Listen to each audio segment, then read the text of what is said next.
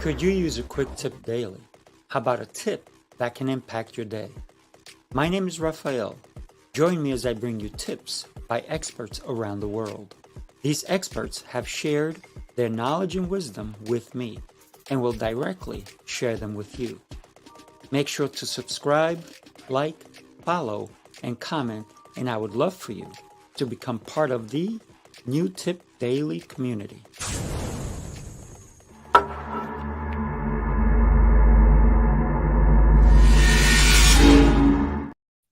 Good morning. I am super excited to be here with you today. I have a great guest coming on, Dr. Nick Nolen. He is going to share some incredible stuff with us. Let me bring him on. Good morning. Good morning.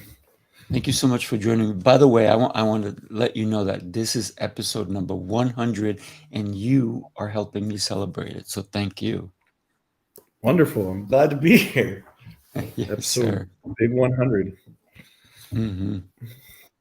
It's incredible when we can do something and we enjoy it and it doesn't feel like work, right? That's absolutely true. So you have an amazing tip for us, and I know that we're going to talk about GERD. What is that, GERD? So GERD is an acronym. It stands for gastroesophageal reflux disease. So essentially, acid reflux, what everybody knows it as. People, they eat something and they feel it coming back up into their throat, and it's very, very difficult to deal with, especially people that have issues long term with it, and it can be very almost debilitating. It can lead to a condition called Barrett's esophagus, and if it progresses beyond that, esophageal cancer can actually manifest from having that acid just sort of beat against the esophageal lining for so long. So how do we do this? Is it a particular food? Is it spicy? Is it something? How does that come about? Well, 9 times out of 10, and this is something that is often missed in the typical allopathic medical model, or it's not really addressed because we've gotten in the habit of chasing symptoms and providing symptomatic treatment for different conditions, is most often than not, it's a dysregulation of the autonomic nervous system. So the autonomic portion of your nervous system is what regulates all of the things that you don't voluntarily control, like heart rate, most of the digestive functions. Everything that keeps your body in a state of rest and digest is an aspect of the autonomic nervous system called the parasympathetic nervous system. And that's what keeps you cool, resting, digesting, and in a state of healing. Now, the other end of that is the sympathetic branch of the autonomic nervous system, and that's your fight or flight state. That's whenever you trigger all of your epinephrine and your adrenals, and you're ready to lift the car off of your child whenever there's a wreck. And it's not a very, it's wonderful for when you need to use it, but it's not conducive to healing.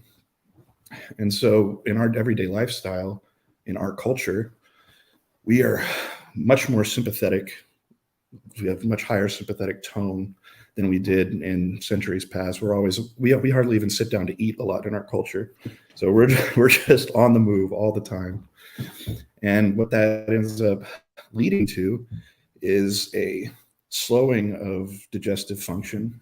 And whenever you have acid reflux, most of the time what's happening is that the parietal cells in your stomach are not secreting enough hydrochloric acid or stomach acid. And that's because they're just at a resting sympathetic state. And so the traditional methods for treating this are antacids, which actually long-term further inhibit gastric acid secretion and make the problem worse. So people think they have acid coming up into their throat, and they're like, man, I got to get rid of this. So we're just going to take something that gets rid of all the acid. But really, when you're doing that, you're compounding the problem. That's not good. Or they'll give you a proton pump inhibitor or something like that. And in the functional medicine world, they understand this and they see that, and they're like, well, okay, what we really need to do is we need to give people digestive enzymes, and we need to give them like some supplemental hydrochloric acid so it can actually help break the food down so it's not sitting in the gut and fermenting and then coming back up into the throat. And that's a much better way to go about it, but it's still not a long-term solution because you're taking acid that your body's not secreting. But what we really need to do is we need to get the nervous system in balance so it produces enough hydrochloric acid and we can actually digest our food and not have these issues. And this is something that's interesting to me because before we went on camera, you were talking about how you had some issues with reflux. And what was it again that you said that you did as a solution? Well, first I went to ear, nose, and throat doctor. Yeah. He put this thing, and I thought it was going to go through my mouth. No, he put it through my nose. Yeah. This scope, and it goes, and it's so uncomfortable. It goes down your nose, down your throat, and it's like, oh God. And then he obviously was looking, see what the problem was, and he said, I have acid reflux, but it was not your typical one. It was the one that the acid goes behind my throat, and it sits there. And that's why I had this burning sensation. I was getting swollen. And so all this problem. So he said, take these pills for 30 days and I'll see you in 30 days. And I told you, I do not like pills. I don't take pills. I really don't. So, this is why I work out every day. This is why I eat healthy. Maybe it's because I'm Colombian and I like spicy food. I drink my coffee. He's like, no more coffee. You have to sleep on a pillow, double pillow. So my neck's going to be crimped like this. All these different things. I'm like, why am I changing my whole lifestyle? I can't do that. I'm not going to live this way. Taking pills, no good. I said, so what am I going to do? I said, I remember when I was a kid, anytime that my throat used to hurt, my mom or my dad would tell me hot water with salt, really hot water, and gargle. I was like, I'm going to do that. And I did it. And then I felt like some relief. And then I would want to spit up almost like I'm trying to make myself throw up. And I would get this phlegm coming out. I was like, I think I found my solution. So then it sounded like I was like coughing up, and it was, I'll be honest, it sounded gross, but I was getting relief and I stopped taking the pills. I did take them for a week because my throat was swollen. It was hard to swallow. This whole nonsense was going on because the acid was coming into my throat. And after doing it for like a week, I was like, you know what? I'm not taking these pills. No way. So I went with that. And that's over a year and a half ago. And every so often, what I'll do, I'll still gargle with hot water. No salt anymore. And then I don't take pills. I don't have acid reflux. I can drink all the coffee and I can have as spicy food as I like. And I'm okay. That's a phenomenal story because we're about to talk about is why that works and how these solutions are much better than some of these pills and potentially pills that make things even worse, like we talked about at the beginning. Right. So there's a nerve in your body called the vagus nerve. It's one of the cranial nerves. It's the longest nerve in the body.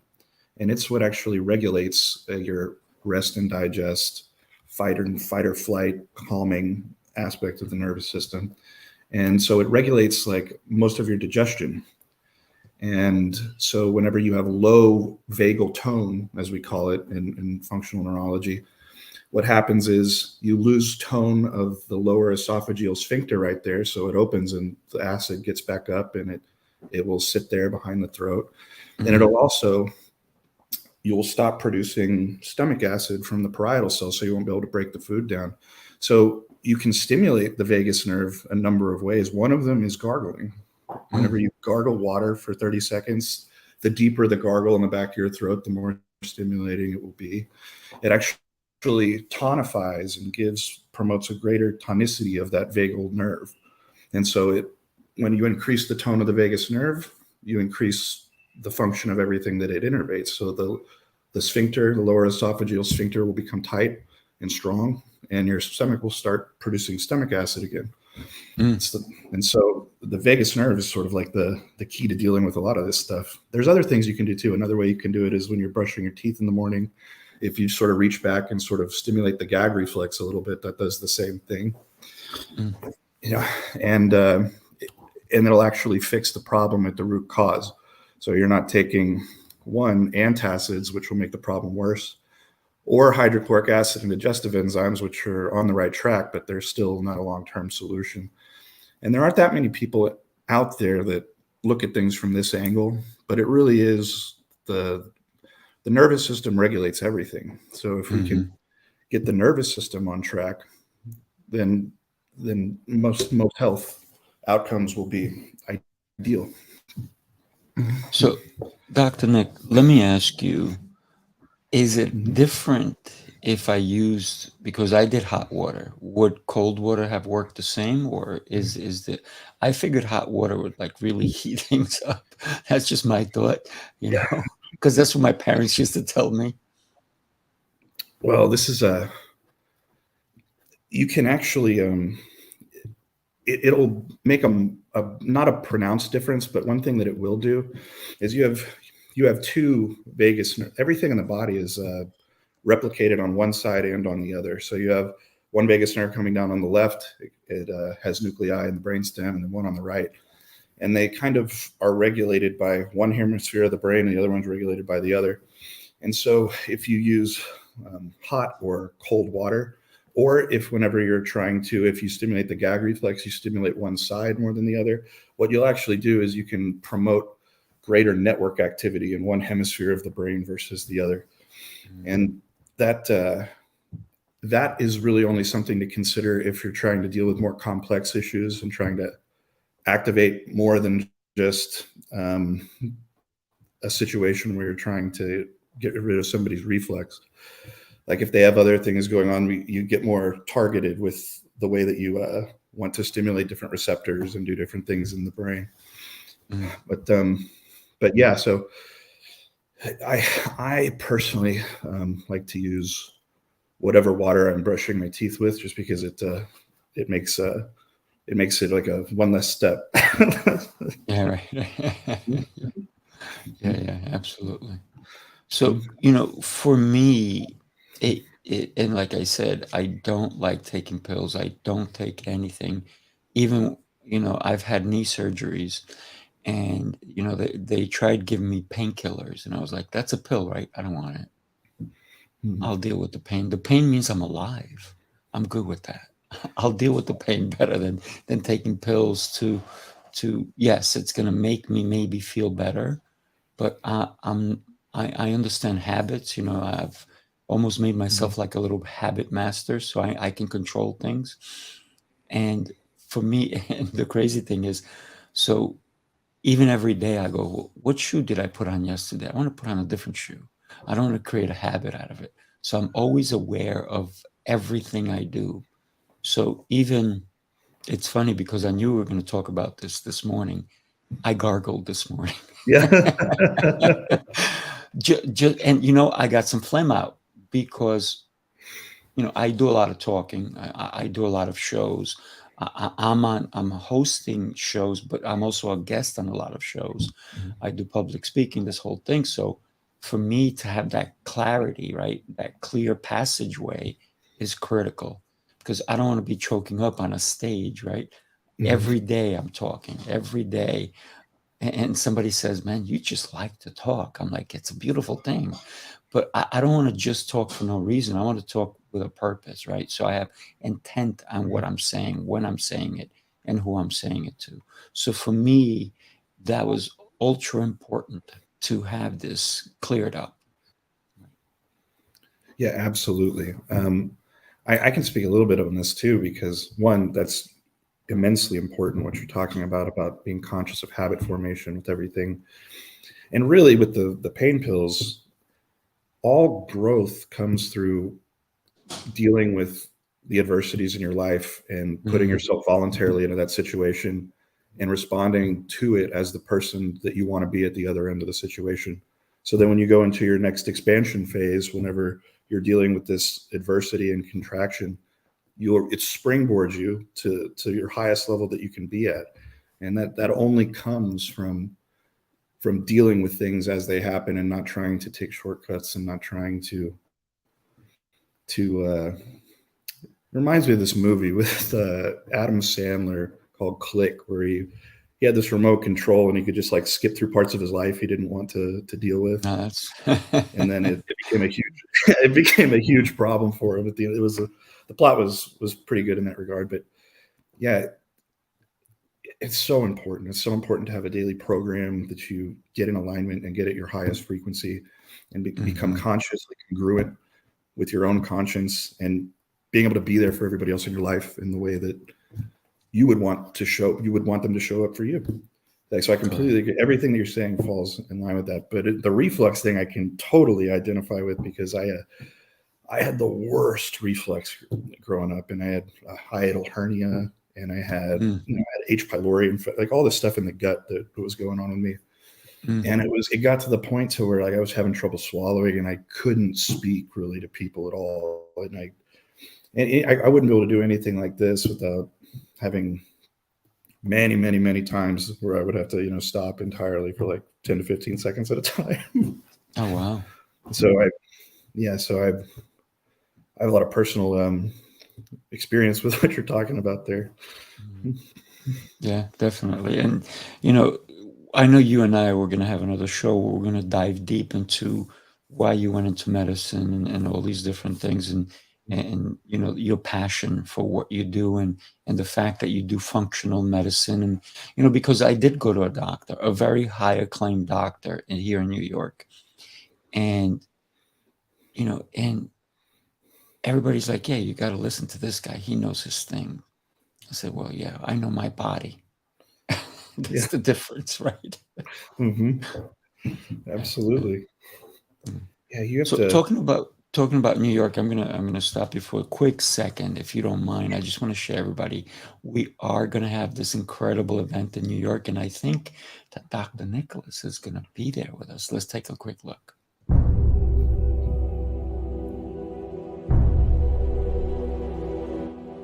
Heroes Rising Apex is the highly anticipated business event of the year. This gathering of industry leaders, entrepreneurs, authors, and visionaries promises to be a game-changing experience that will inspire, educate, and provide networking opportunities.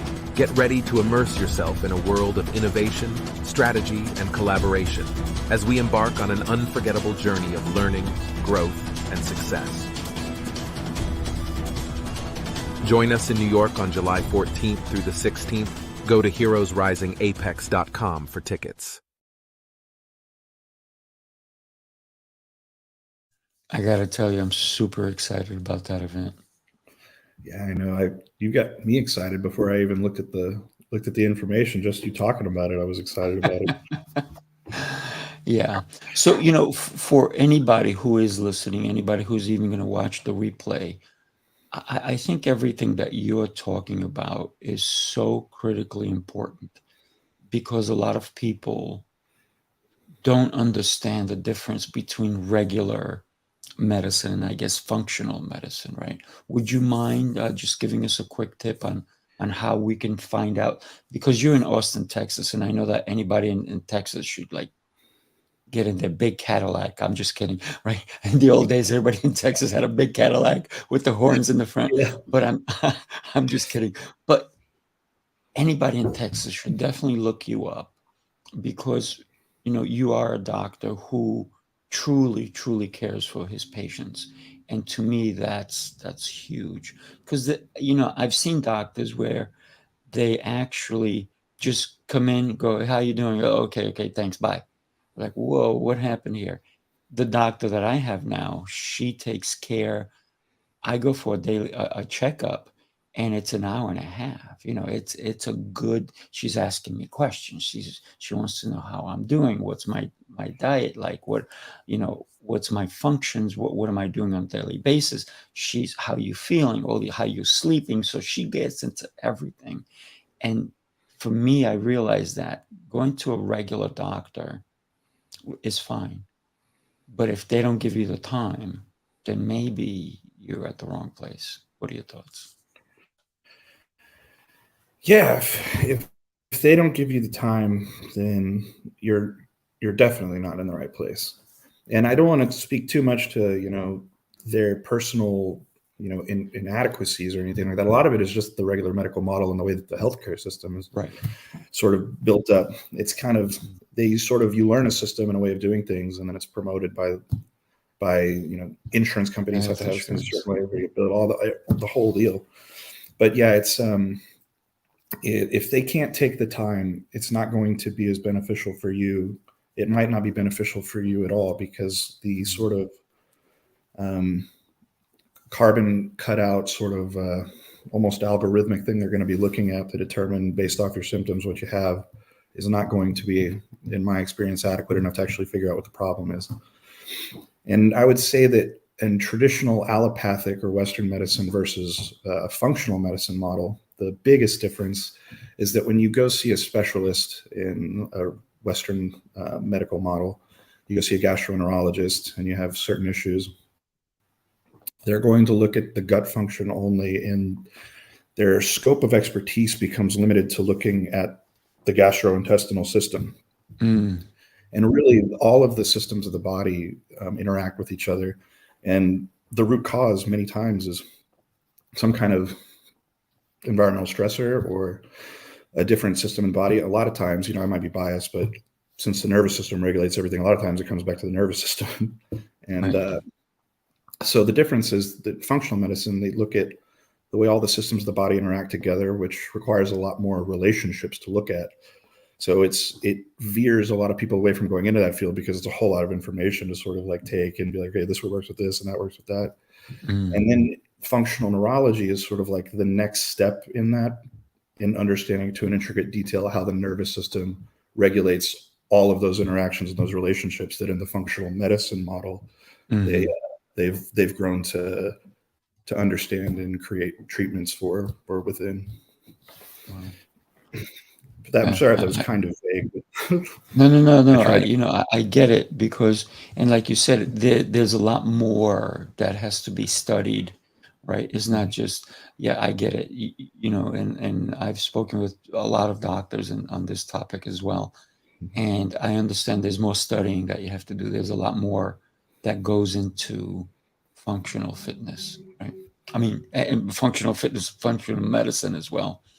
Right? That's a huge piece of it too. That's one thing that they don't look at in the medical model, the traditional medical model, much at all, is, fitness level and, how much physical activity are you getting? Because that's a huge part of having healthy sensory input to the nervous system, so your brain can actually regulate everything and do everything in a proper way. And that's really not looked at.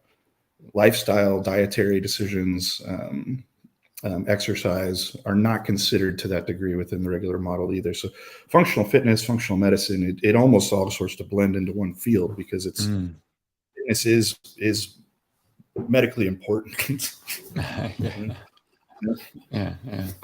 So, and when we're talking about, acid reflux, why is it that when I went to see this particular doctor, ear, nose, and throat, he said, no more coffee.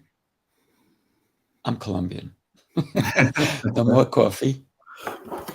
No, he didn't talk about sweets, but he talked about spicy foods.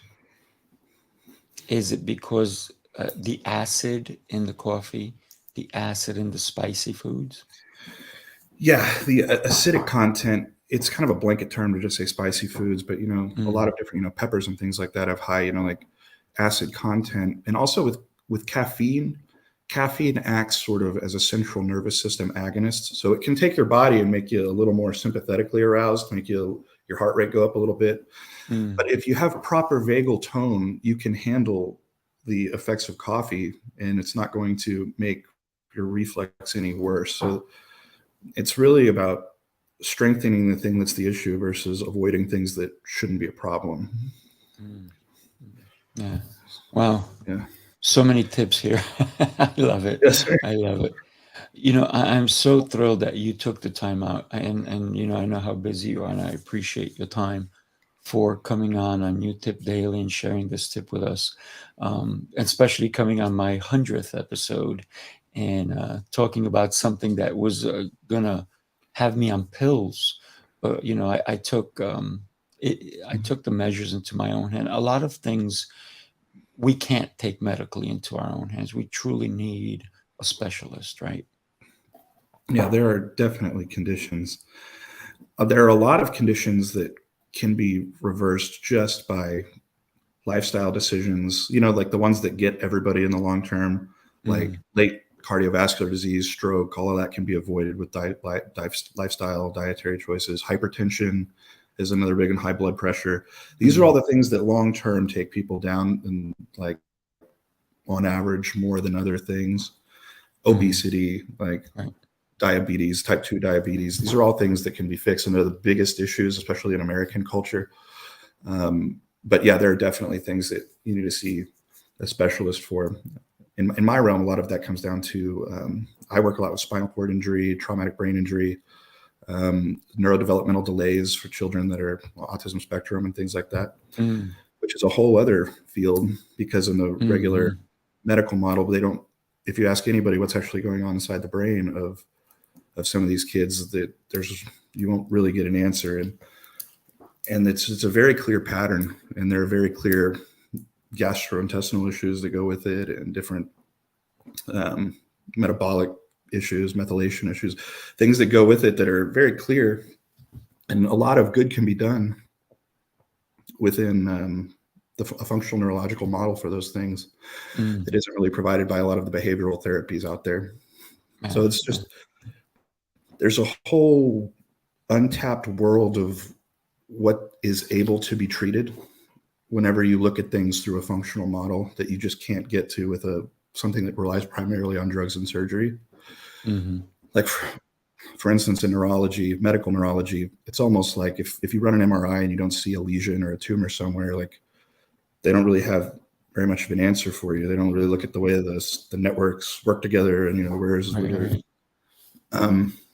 but yeah, so there's, and of course, just general things like the Western medical model is great at. Like if you have, if you get your leg cut off, or you get in a car accident, or if you have, metastatic cancer of some kind, there's nutritional therapies that are actually very helpful in those things as well within our model. But like you're not going to be able to, with your lifestyle decisions, most often be able to take care of that.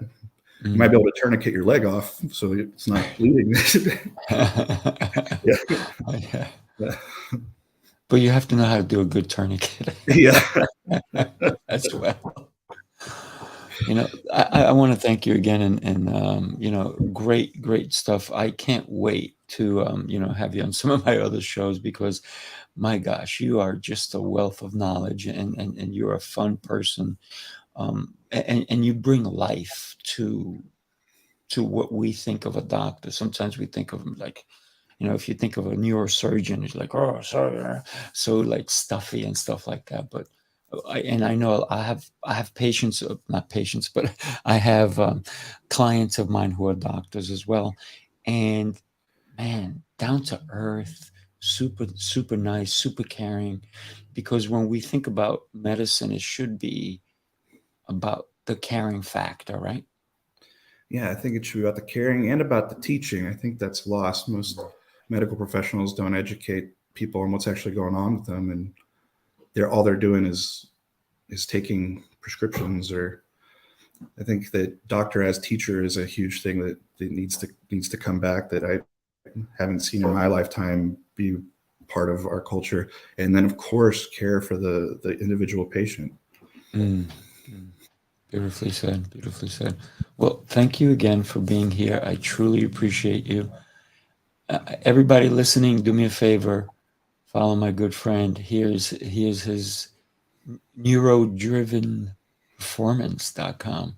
Go follow him there. Come to New York, join us at heroesrisingapex.com to get your tickets there.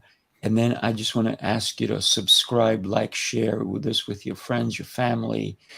This episode, I know, can definitely help someone understand the difference with acid reflux. And we didn't really get down to the nitty gritty, but this is where you would contact my good friend, Dr. Nick, and maybe pick his brain a little bit.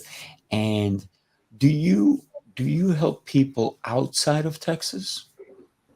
Yes, actually, a My lights are large, going off. a large, yeah, a large portion of my patient base is actually out of state and international. So most of the time, I do virtual consults, and then we'll decide if a home care program is okay or if they want to come in and work with me for a 1 week or 2 week intensive, depending on the condition. And that's something I'm very familiar with, and I greatly enjoy working with everyone everywhere. That's awesome. I'm just putting my lights on because they, for some reason, go off. And I think I'm getting them back. Here we go. I'm coming back. I'm coming back. There I am. Back to being lit. I didn't realize I had them on a timer. And I use everything on my phone. So I've organized everything pretty good. But when we think about the fact that you can help people outside of your state, that's incredible, right? Thank God for the internet. Yeah, definitely. Yeah. Yeah, there's a lot that you can do. I mean, yeah, I enjoy it.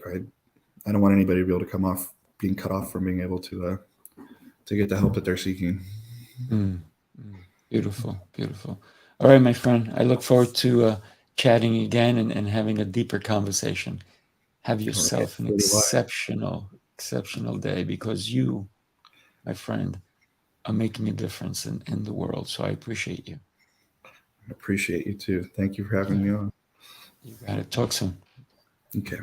You can hang on, but we're gonna say goodbye to everybody. Okay.